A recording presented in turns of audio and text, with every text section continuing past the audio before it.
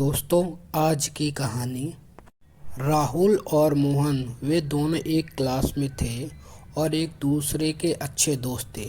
राहुल बहुत ही अच्छा और अधिक बोलने वाला लड़का था, जबकि मोहन शांत और कम बोलने वाला लड़का था।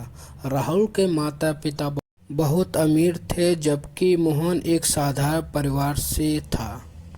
एक दिन की बात है, मोहन की मां अचानक से बीमार हो गई और राहुल की मां उसकी मदद के लिए अपने बेटे के साथ उनके घर गई।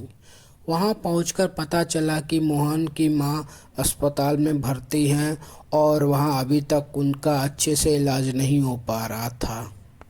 राहुल की मां ने मोहन की मां को वहां से निकालकर एक अच्छे से अस्पताल में भर्ती करवाया और सारे इलाज का पैसा खुद खर्च किया कि मोहन बहुत ही सहयोगी उसका दोस्त था। जब मोहन की मां सही हो गई तो उन्होंने तुरंत अपनी मां को राहुल के घर ले गए और अपनी मां को बताया कि इन्होंने ही आपका अच्छे से इलाज करवाया है।